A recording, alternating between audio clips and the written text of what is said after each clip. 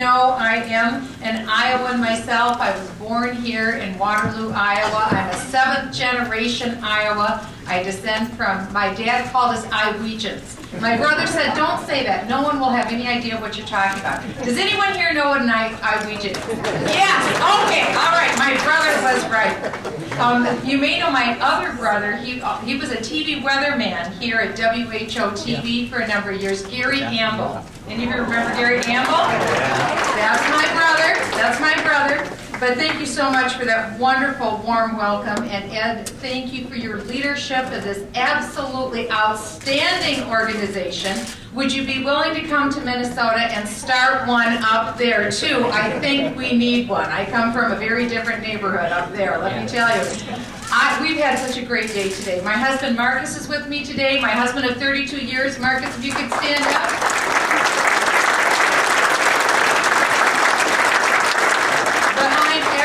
Norwegian girl, there's a Swiss husband. There he stands. We've had 32 great years together. We have 5 biological kids, and we've had our 23 foster kids. We're so proud of all of them. None are in jail right now, and we're just so proud of these kids. But we've had a really great day coming home to Iowa today. Iowans are so nice. They are the nicest people in the world. My dad always used to tell me that Iowans are the best looking people in the world. And I can see he's absolutely correct. And I remember when I was filling out my little Iowa Basic Skills test. Do you remember taking that when you were little?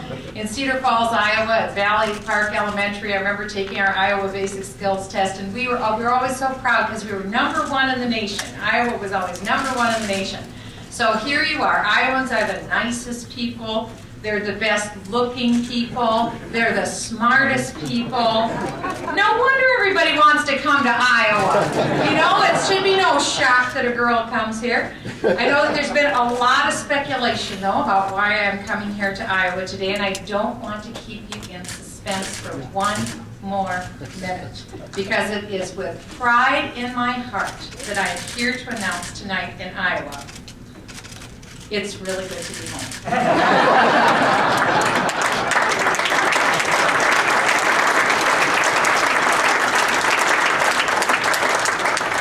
I am a Congresswoman from your neighbor to the north, up in the great state of Minnesota. We've produced a lot up in Minnesota. We've given you Hubert Humphrey. We've given you Eugene McCarthy. We've given you Walter Mondale. We've given you Paul Wellstone. And yes, Al Franken. We've given you a lot out of the state of Minnesota.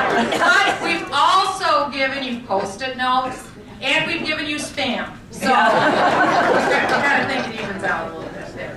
But it is a great time in our country to be thinking about some very, very important issues. And I know that the values that I learned in my life, I learned here in the great Hawkeye State. And I am so proud to have this as my heritage and as my background. Because here in Iowa, we've laid the foundations and the seeds, I think, for the greatness. And I put a lot of time into thinking about what I wanted to say this evening when I was extended this wonderful invitation to be able to come to you. And I was thinking just back about my own roots and my own family. And my daughter and I pulled out a family history, and we started reading it to each other at night. Our youngest is 16 years of age, and we were lucky enough to have a relative, Paul Munson, that wrote some of our family history. And I'm ashamed to say that I hadn't read the book yet to know what it was. And I had tears come to my eyes when I read about our family and what they went through to get to this country. And you all have the same story that you could tell, because Franklin Delano Roosevelt said we're all a nation of immigrants. Other than the Native Americans, who this truly was their original country, we are all a nation of immigrants. And so in our history, we go back to 1857 to my great-great-great-grandfather, Melker Munson and Martha Munson. They lived at the Sogndfjord in Norway, and there was only 2% of the land was tillable in Sogndfjord. You wonder why all those Norwegians left Norway to come over to the United States. You try to make it on 2% tillable acreage. And here he was about 45 years of age. They had 5 children, and they had very few prospects at that time. the inheritance laws in Norway were such that you couldn't accumulate wealth. Interesting how government does that. They had changed the inheritance laws so that a person couldn't sell their land to anyone other than a blood relation from their line, and you couldn't accumulate more land than the land that you had. So Norway was in a process through its government of, in a lot of ways, suppressing wealth creation. Very, very different from the way that America was portrayed. Well, this couple in their 40s, their parents lived to be in their 40s and their 50s. So just think, they're at the end of their life with what they knew their parents' generation to be, with 5 kids, but they made a decision, and they had heard about something that came to them. There were some Norwegians that had come ahead of them, and 80 Norwegians had written this document, and it was called the Muskego Manifesto.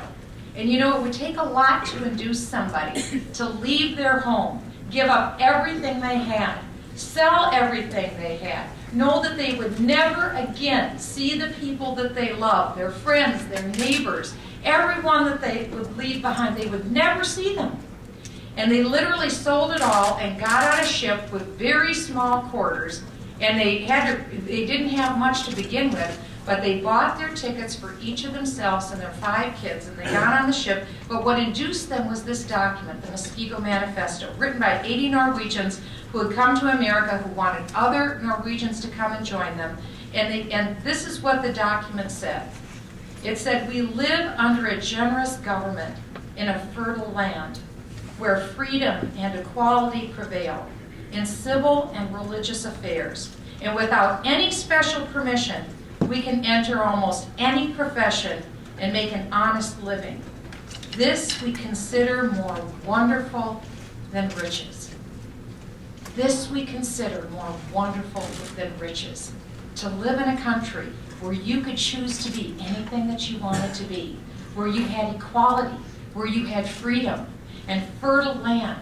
This is what they heard about. This was that land of promise that went out to these Norwegian immigrants, and the flame of imagination rose in their hearts. And they decided to roll the dice and take the chance.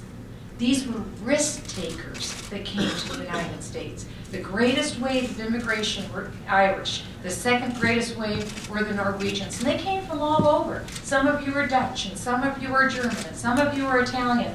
But all of us descended from risk takers. People that had that flame of imagination in them. They understood and they saw from a distance the land of promise that was the United States. And they decided to shake the dice and make it happen. Well, my forebears, as I said, sold everything. They went down to the dock, and when they got there, one of their kids was a very tall Norwegian. You would never know it was my great-great-grandfather looking at my height, but he was 6'3" tall. The parents bought the tickets, and they bought a child's fare for him because he was 11 years old. He was a child. But the captain of the ship said, "Hold on there. You need to pay an adult fare for him. He's a big kid. You're not going to get on this boat with an adult fare." An adult fare cost $25. The family didn't have it. They were already there on the boat, sold everything on the ship, ready to go, and the captain said, "He's not coming aboard." There was absolutely nothing they could do about this. This is a true story. There's nothing. I mean, this is the pluck of our ancestors. So my great-great-great-grandparents said to my great-great-grandfather, "Halvor, I'm sorry, son. You'll have to go and find a relative to live with back in the village. And as soon as we can, we promise you, we will get the money and we'll send it to you. And will bring you to join the family." Can you imagine if you were an 11-year-old boy and your parents said that to you and off they went? And so Halvor stood on the bank, and Melker and Martha and the other 4 children got on the boat, and if you could have seen that boy's face, the record said he had his hands in his pockets, and he had the most pitiful, forlorn look on his face, and the family was crying, and they were heartbroken. And Halvor was on the bank of the water and heartbroken. thinking he had to walk back to the village and find someone, some distant relative to listen to and find him and hear his story. And the captain looked at the parents and looked at the boy, and finally the captain said, "All right, I guess the ship won't sink. Come aboard." And Halvor got to go on the ship. I'm not kidding. And so this kid got to come on the ship, and it was just the first of so many miracles. And the ship took 13 weeks from the time they left Norway until the time they hit Quebec. It was 13 weeks. And then they had to take an overland route that took many, many more weeks until they got to the mother colony up in Stoughton, Wisconsin. And when they got to Stoughton, a Norwegian met them and walked them. So imagine, they got off after all of this and walked them 6 miles to his home in Stoughton. It was summertime, they had their heavy woolen clothes on, everything they owned they carried. And when they got to this Norwegian's yard, all of them just laid flat out in the front yard and just laid there. They were so exhausted. This is our story.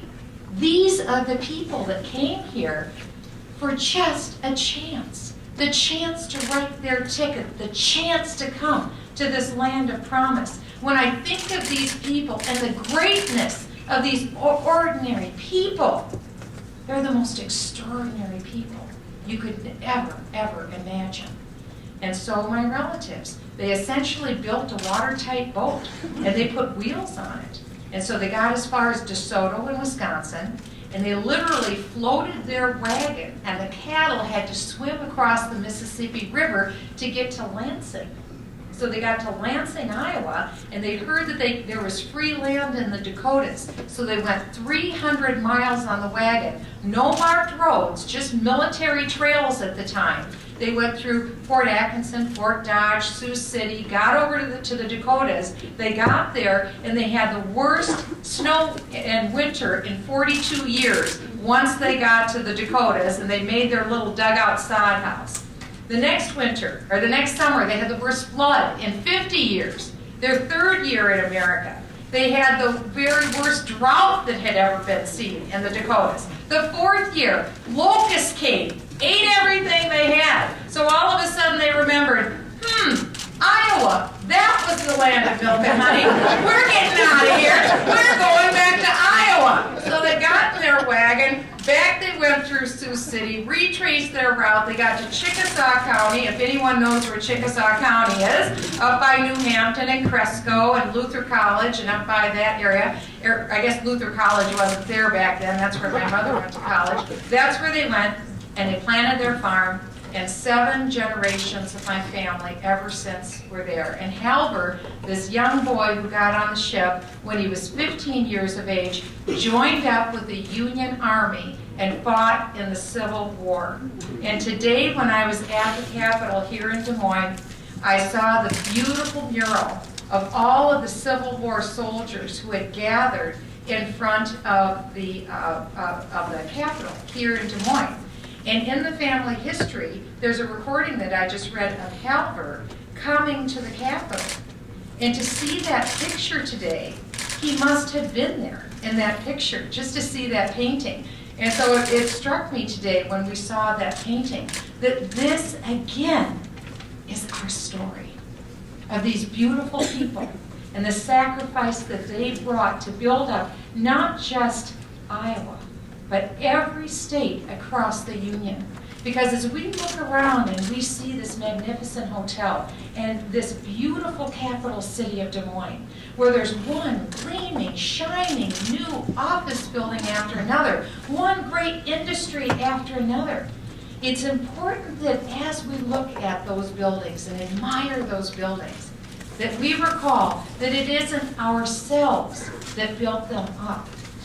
It's people that went before us, who sacrificed, who built it up, and who through their labor literally felled the trees and clawed through the land and picked the rocks and built the barns and did what had to be done to build up this most magnificent country that the world has ever seen. I'm in love with these people. Absolutely in love with these people. And as much as I revere our founders, the Thomas Jeffersons, and the Benjamin Franklins, and the George Washingtons of this country, I think it's important for us to remember that the George Washingtons and the Ben Franklins and the Thomas Jeffersons and the John Adams stood on the shoulders of the very immigrants who came here. It was the ordinary people who lifted them up. It was the ordinary people of this country who made this an extraordinary nation.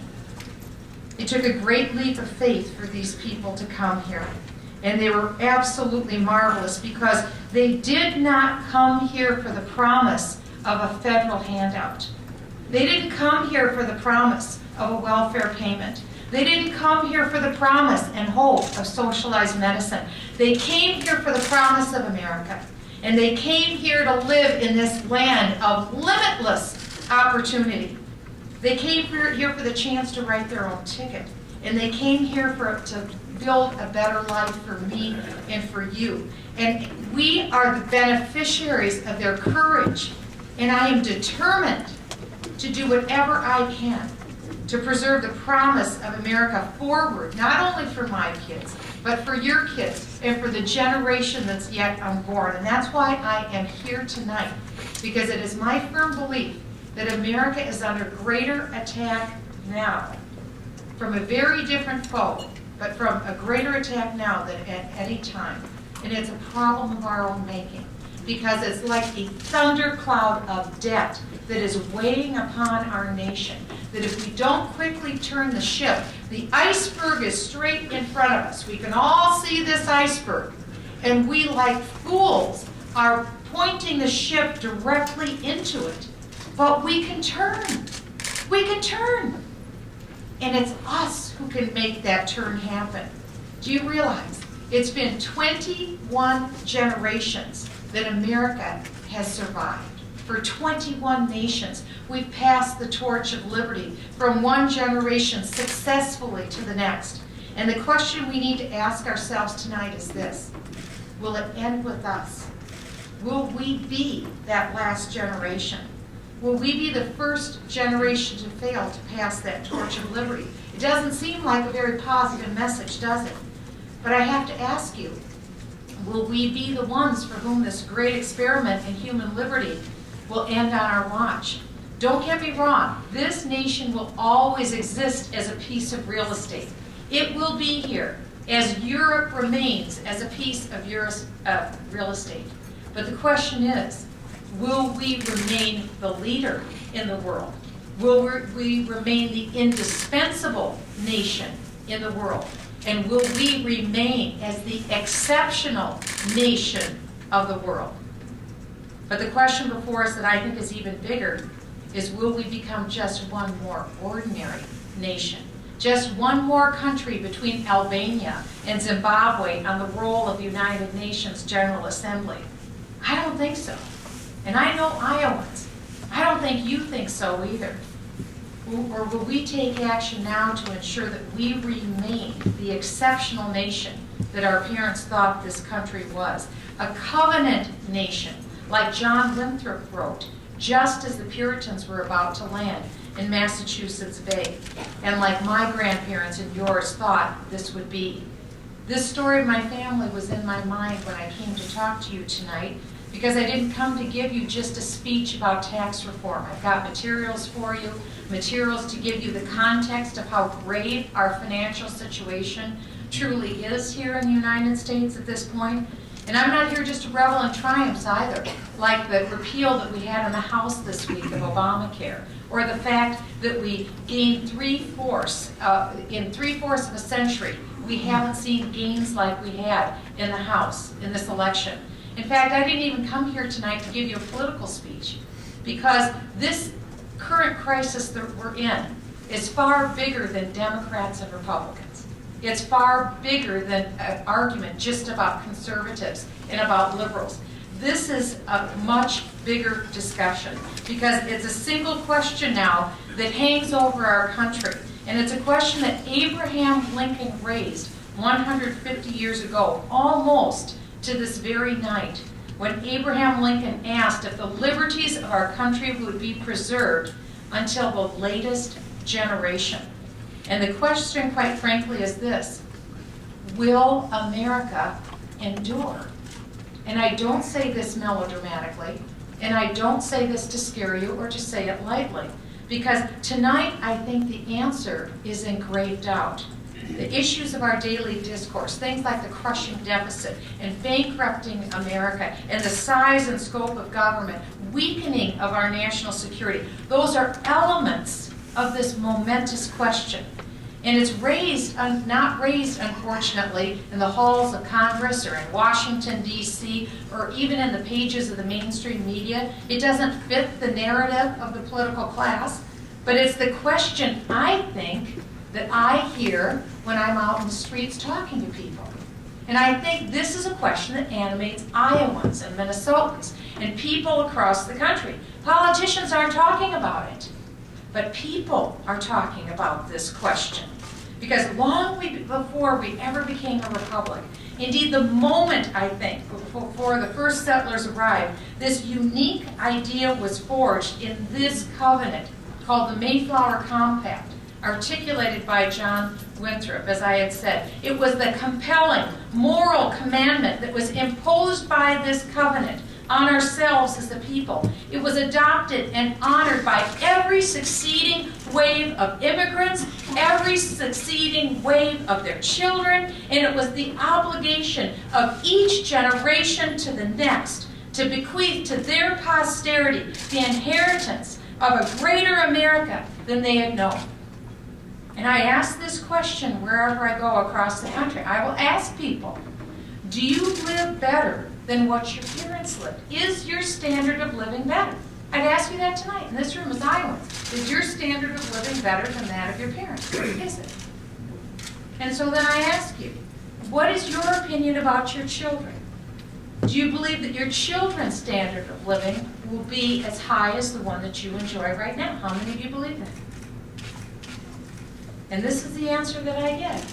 Very few people will raise their hand on the second question, and almost everyone will raise their hand on the first. Do you realize this is perhaps the first time in 234 years of American history that audiences answer the question that way?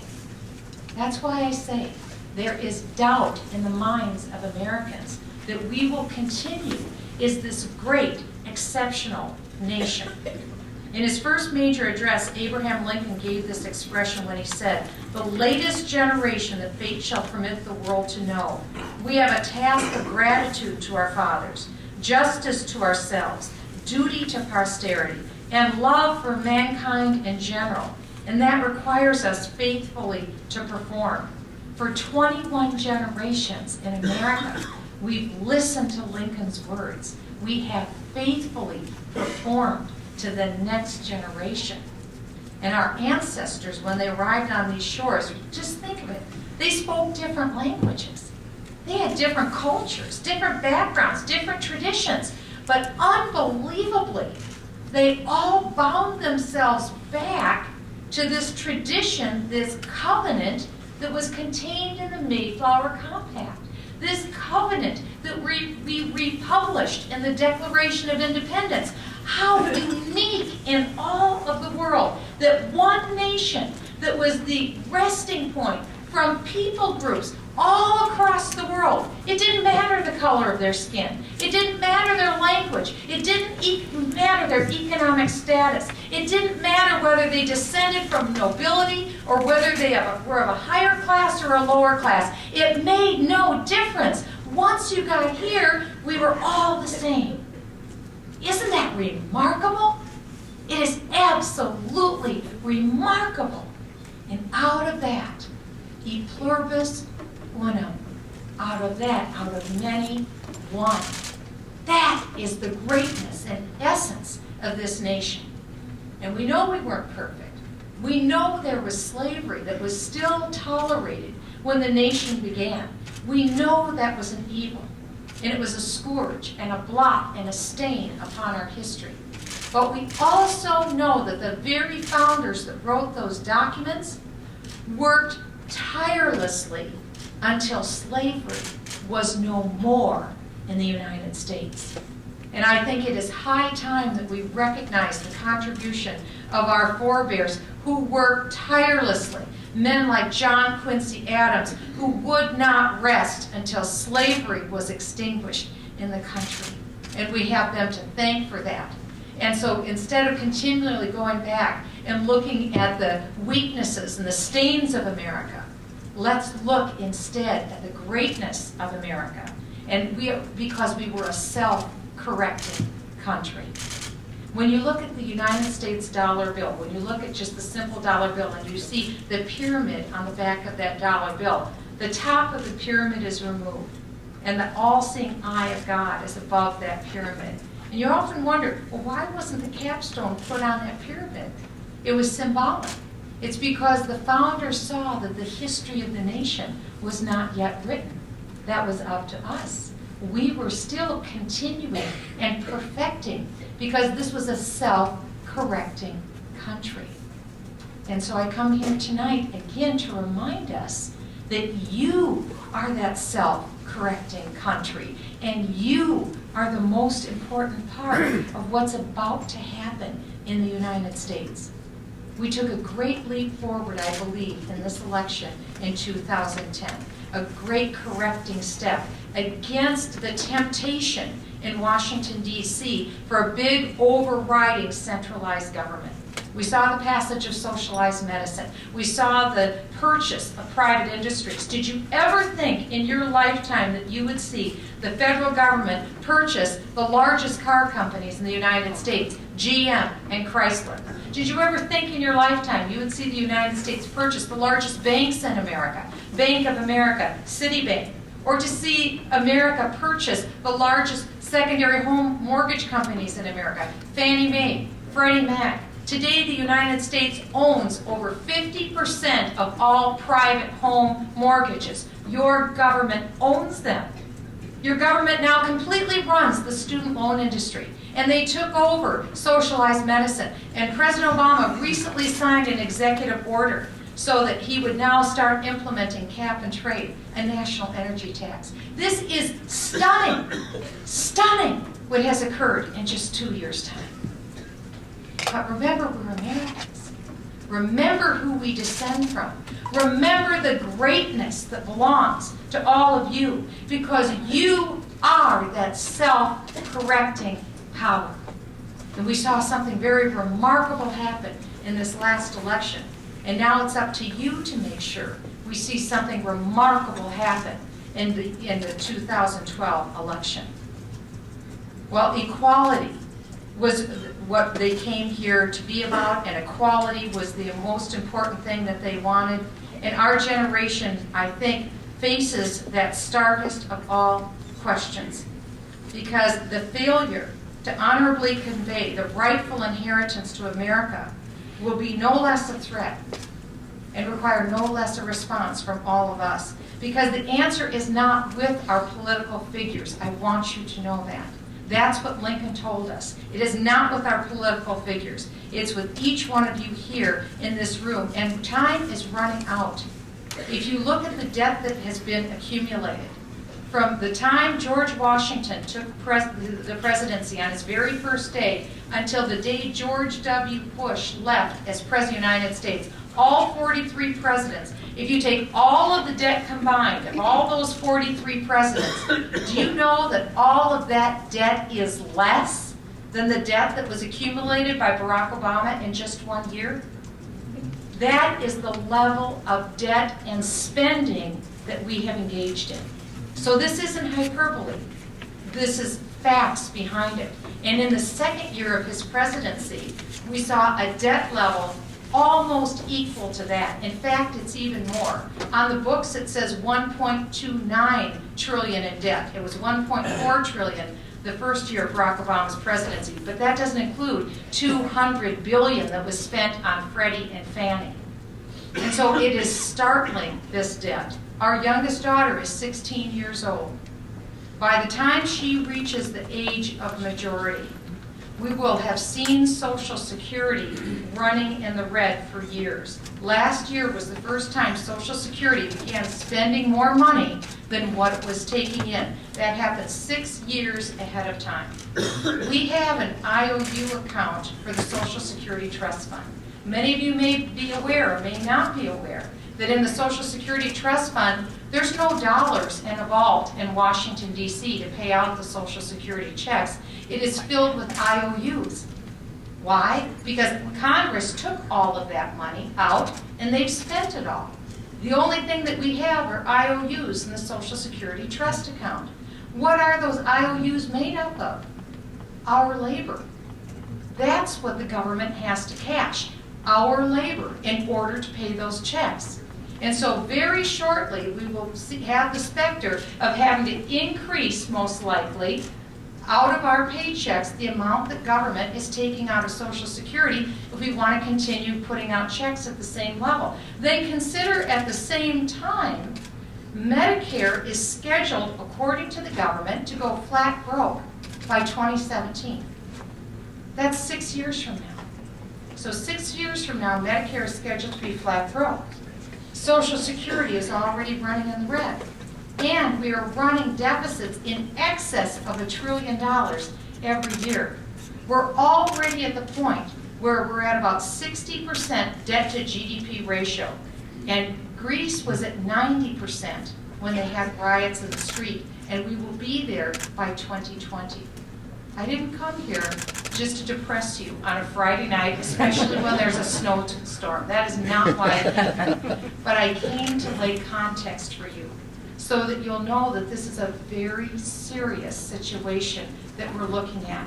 But it's also one of our own making. It wasn't the kind of country that the founders initially thought we would have.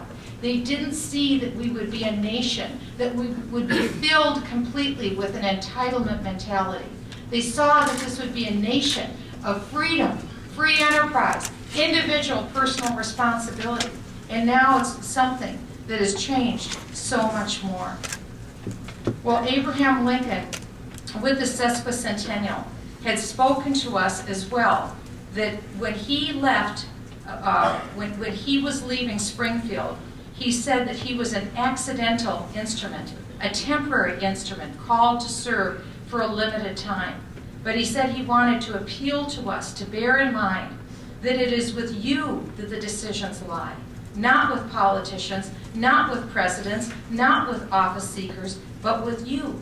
Shall the union and the liberties of this country be preserved for the latest generation? And 150 years later, I think those words explain everything that we need to know about our responsibility in this tiny window of opportunity that we have. We have the next election. If we want to kill Obamacare, and if we want to end socialized medicine, it must be done in the next election. It must be done in 2012. And so just like we repealed Speaker Pelosi in 2010, it will be our charge to repeal a President Obama in 2012 and a very liberal Senate in 2012, and instead put in place a bold, strong, constitutional conservative for president who understands the times and knows what to do and has the courage and fortitude to make it happen. That's what we have to look for going forward. The United States faces virtual bankruptcy, as I said, and this week we saw the Chinese come to the United States. And it was in many people's minds as they saw our president bow to the head of China. And as people wondered, were the Chinese coming to measure the drapes when they're in Washington, D.C.? Is this about what's to happen? I don't know if we've gone that far, but we do have some great questions that we have to answer in the next few months. And this is the first great question.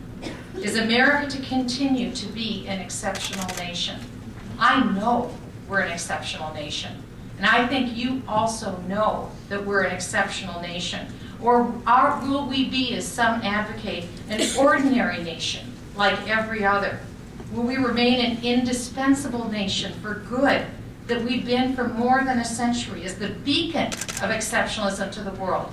Or will we just adjust to a managed, inevitable decline? An ordinary America, in my opinion, will be no America at all. And second, how will we govern this nation? Will there be a self-anointed elite presuming to dictate and presuming to know what's best for everyone, telling the owners of this country what they can do, what they can't do, which light bulb they can buy, how much water they can have in their toilet, which insurance policy you're going to have to buy, how much you have to pay for that insurance policy? And third, will we be a nation where individual liberty will be prized? Or will we succumb to the instinct of a managed utopia where the direction lies only with the direction of the bureaucracy of the state? What I'm believing, I think, is the truth of where we are right now in this country. And I don't expect the political class necessarily to understand what I'm saying, but I think that Iowans in this room understand what I'm talking about when I'm talking about exceptionalism, the indispensable nation. And others who hear this message, I think, will know what it is that we're all concerned about. Because underlying this struggle for the survival of America 150 years ago during the Civil War was the issue of slavery and the question of whether the words all men were created equal were mere cant or were living reality. And Ken Burns, if you saw his Civil War series, reminded us that the war was waged in 10,000 different places. Americans killed other Americans in thousands, 10,000s, and the hundreds of thousands. And fortunately today we don't face the prospect of an armed violent civil war, but instead we face the question of whether our nation will live to the latest generation is equally great. It's an underlying issue in the struggle of our time, is a slavery of a different kind. Now, the media might twist what I'm about to say, but it doesn't bother me at all, because it is a slavery. It is a slavery that is a bondage to debt and a bondage to decline. That's what that slavery entails. It's a subservience of a sovereign people. We're a sovereign people to a failed, self-selected elite. That would be our fate. And on the eve of the issuance of the Emancipation Proclamation, Lincoln said, "Fellow citizens, we can't escape history, the fiery trials through which we passed. It will light us down in honor or dishonor. For this generation we shall nobly save or meanly lose the last best hope of earth. Other means shall succeed. This could not fail. The way is plain, peaceful, generous, just, a way which, if followed, the world will forever applaud, and God must forever bless. This nation has always been preserved by men and women who rose to the challenge, by the townsmen, by the farmers, by the immigrants who came here, who risked everything to come to the United States, and the soldiers on the battlefield. They deserve this great nation." What I spoke to you tonight was somber. What I spoke to you tonight was serious. But it's also not without a great hope. Because my faith is in you, the ordinary Iowa citizens. Because for my money, I take ordinary any day of the week over the self-anointed elite. I love the Iowa ordinary.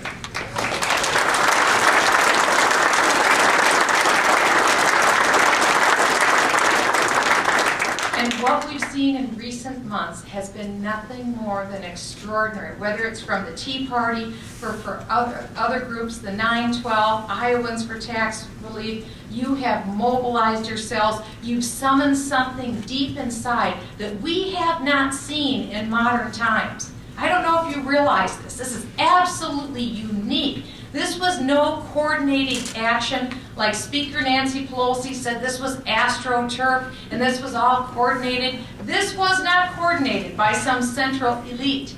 Recognize, this was the spirit of 1776 that woke up in all of our hearts and said, get up off the couch.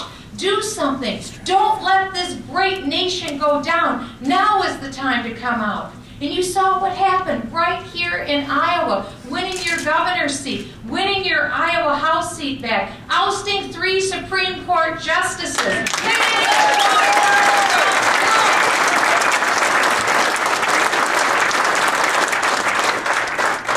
And don't think for a moment, a lot of justices around this country, they feel the hot seat now in their own state because of what Iowa did. You rock here in the state of Iowa.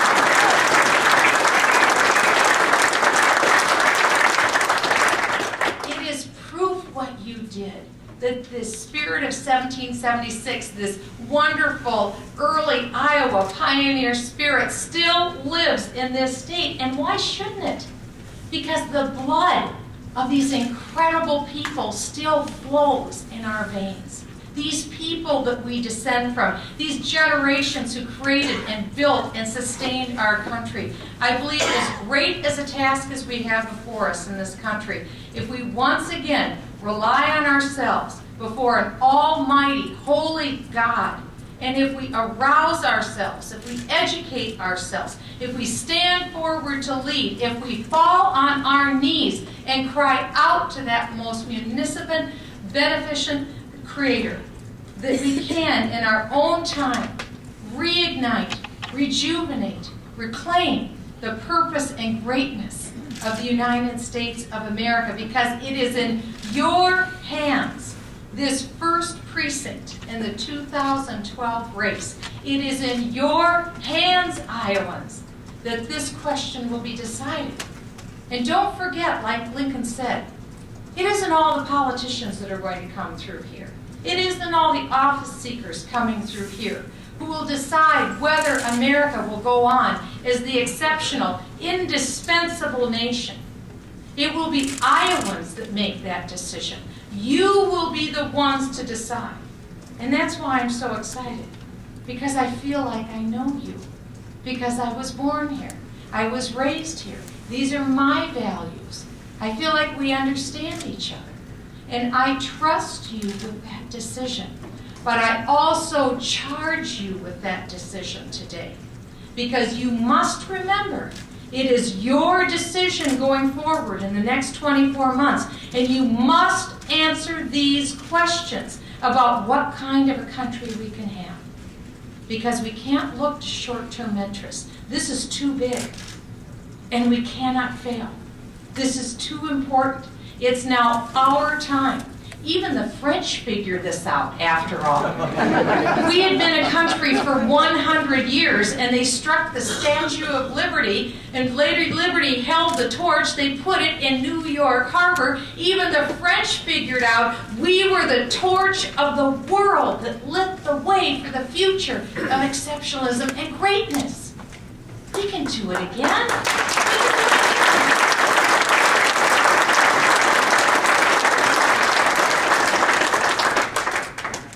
We are that last best hope on earth. Because if there is not America, to where do freedom-loving people prepare? To where do we go?